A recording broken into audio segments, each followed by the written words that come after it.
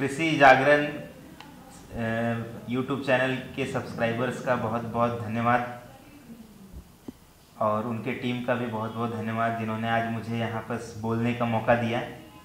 मेरा नाम विकास कुमार गुप्ता है।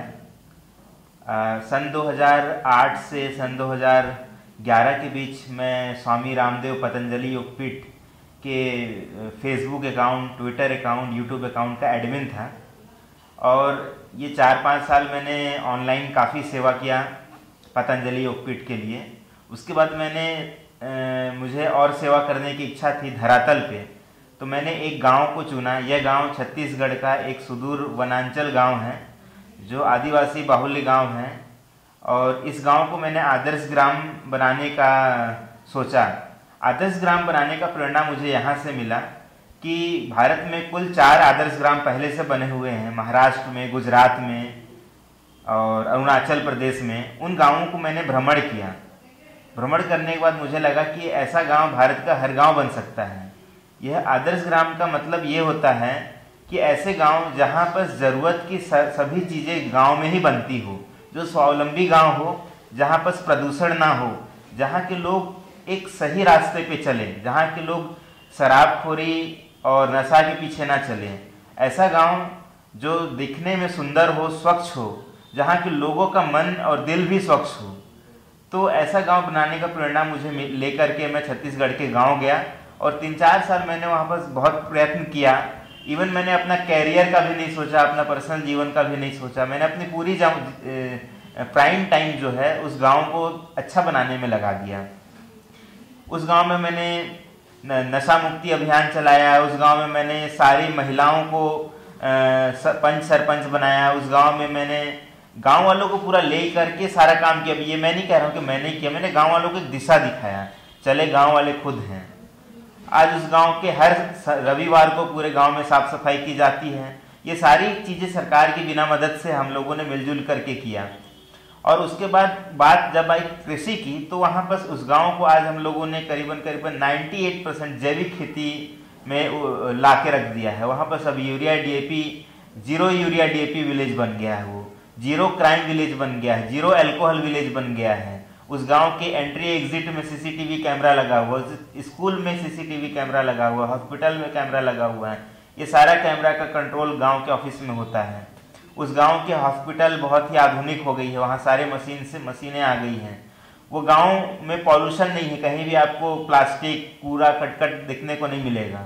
वो गांव एक भारत का पहला गांव है जहाँ पर प्रॉपर वेस्ट मैनेजमेंट चलता है। गीला कचरा कहाँ रखना है, सूखा कचरा कहाँ रखना है, ये सारा उस गांव में आज हो रहा है धरातल में।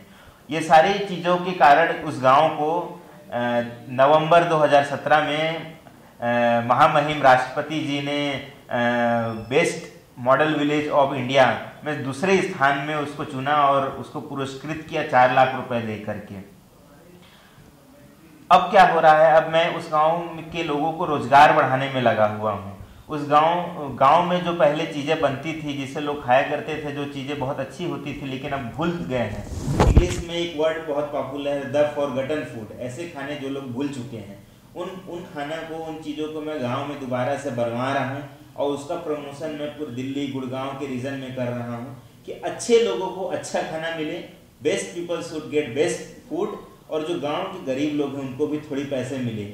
अभी शहर में ही पैसा रोटेट कर रहा है, अमीरों से खरीद रहे हैं, अमीरों से खरीद रहे हैं, पैसा अमीरों के बीच में रोटेट कर रहा है। पैसा इकोनॉमी, शहर की इकोनॉमी गाँव की ओर डाइवर्ट नहीं हो रही है। तो मेरा ये चक्कर चल रहा है कि शहर का पैसा गांव भी डाइवर्ट हो, जिससे गांव वालों के भी आत्मविश्वास और एक अच्छा जीवन यापन कर सके। सबसे बड़ी तकलीफें जो होती है वो है गांव वालों की गाली सुनना, गांव वालों का धिक्कार सुनना, गांव वालों का नफरत झेलना।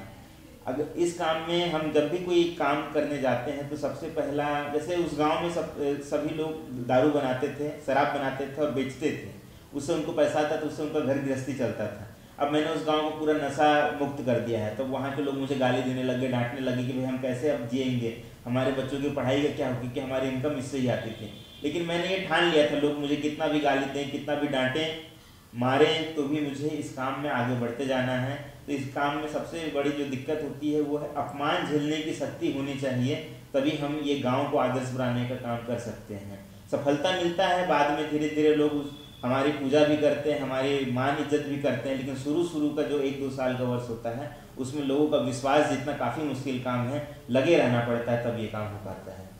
तो सबसे पहले शुरुआती चरण में मैंने एनवायरनमेंट बनाने का काम किया। इसके लिए मैंने प्रोजेक्टर में वीडियोस जगह जगह गांव के पारा मोहल्ला में वार्ड में किए, जिसमें मैंने शराब शरीर के अंदर कैसे जाता है, कहाँ कहाँ क्या रिएक्शन करता है, कितनी लाइफ घटा देता है, सिगरेट का धुआं का लाइव डेमोन्स्ट्रेशन किया। बैलून में मैंने सिगरेट जला के बैलून फुलाया, फिर फाड़ के दिखाया, अंदर में टार जम जाता था। तो इस तरह से मैंने छोटा छोटा काम करके 2-3 महीने छोटा छोटा काम करता रहा और एक एनवायरनमेंट क्रिएट किया। जब मुझे लगा कि अब एनवायरनमेंट क्रिएट हो गया है, मुझे महसूस हुआ कि मुझे लोग मेरे ऊपर विश्वास कर रहे हैं, तो फिर मैंने एक इनोवेटिव तरीका अपनाया। मैंने एक अर्थी बनवाई और अर्थी को गांव के 4 नौजवान लड़के उठाए और राम नाम सत्य है बोलते हुए पूरे गांव के परिक्रमा करने लग गए। जिन घरों से गुजरते थे उन घरों में जो शराब बनाने के बर्तन होते थे, जो शराब बनाने के जो गुटखा होते थे, गांजा होता था, तरह तरह के नशीले पदार्थ होते थे, वो उस पर रख देते थे। जो नहीं रखते थे उन पर हम पूरे गांव वाले मिलकर दबाव बनाते थे कि आप रखो, अगर नहीं रखोगे तो हम यहीं पर बैठे रहेंगे, दिन रात बैठे रहेंगे और गांधी जी की तरह यहीं पर अनशन करेंगे। 1-2 घर पे हम लोग को 8-8 घंटा 9-9 घंटा तक बैठना पड़ा, लेकिन हमें जीत मिली और हम लोगों का 2-2-2.5 दिन हम लोगों ने कंटिन्यू ये अभियान चलाया। रात भर को खाना हम लोग ओपन में ही खिचड़ी बना के खाते थे और इस गांव में गांव की महिलाएं और बच्चे एकदम से हर घर के महिलाएं बच्चे शामिल हो गए, जिसको ये बहुत ज़बरदस्त फ़ायदा मिला। बाद में हमें पुलिस प्रशासन ने भी पुलिस भेज दिए कि कोई हंगामा खड़ा ना हो, लेकिन गांव में जब सब एकजुट हो जाते हैं तो फिर किसी की हिम्मत नहीं होती है कुछ बोलने का। तो इस तरह से नशा मुक्ति अंतिम संस्कार रैली निकालकर हम लोगों ने गांव में नशा मुक्त करने का एक सफलता प्राप्त किया।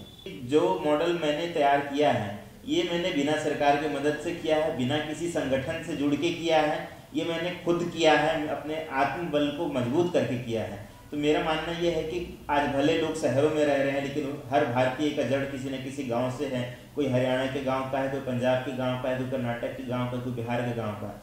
हर व्यक्ति ठान ले कि मेरे 100 साल 70 साल के जीवन में मैं 2 साल अपने गाँव को दूंगा, 2 साल में अपने गाँव को सुधारने में लगाऊंगा। तो मुझे लगता है जो सरकार 10-15 साल में नहीं कर सकती है वो 1-2 साल में ही हो सकता है। जब गाँव आगे बढ़ जाएंगे तो भारत 1-2 साल में ही आगे बढ़ जाएगा। जो लक्ष्य हमारे सरकार का 2025-2030 का है वो हम एक डेवलप्ड इंडिया का जो सोच है वो हम 1-2 साल में ही प्राप्त कर सकते हैं। तो मैं इसका भविष्य यही देखता हूँ कि हमारे नौजवान खुल के आगे आएँ और एक एक गाँव को गोद लें। और गोद लेने का मतलब ये नहीं होता है कि उस गांव में पैसा लगेगा, उस गांव को आप बस सोच दीजिए, उस गांव को दिशा दीजिए, उस गांव को एक अच्छा रास्ता दिखाइए। अभी एक्चुअली में क्या है कि मेरा टारगेट एक गांव का ही था। अब मेरा दूसरा टारगेट जो है उस गांव को इकोनॉमिकली वायबल करना, इकोनॉमिकली सेल्फ सफिशिएंट करना है। तो मैं उस टारगेट में लगा हुआ हूँ और चूंकि मैंने भी अपना कैरियर अभी तक नहीं बनाया है तो गांव वालों के साथ ही जुड़ के मैं भी अपना कैरियर बनाने का सोच रहा हूं और उसी काम में मैं लगा हुआ हूं। तो पहले मैं अभी 1-2 साल अपने कैरियर और गांव वालों के इकोनॉमिक वाइबिलिटी के ऊपर काम करूंगा और फिर निश्चित है मैं 1-2 साल के बाद में फिर से कोई दूसरा तीसरा गाँव लूँगा। इस गाँव में मैंने ये सब काम किया है, उस गाँव का नाम हसूली है, HANSULI। ये गाँव छत्तीसगढ़ राज्य में है और छत्तीसगढ़ राज्य के बड़े शहर रायपुर से 400 किलोमीटर अंदर है और ये गांव 4 राज्यों का बॉर्डर पड़ता है। इस गांव के लेफ्ट साइड में उत्तर प्रदेश है, राइट साइड में मध्य प्रदेश है, पीछे की ओर उड़ीसा है और एक तरफ पे आंध्र प्रदेश है। तो 4 राज्यों के बॉर्डर के बीच में ये गांव है और ट्राइबल गांव है। इस गांव का नाम हसूली है।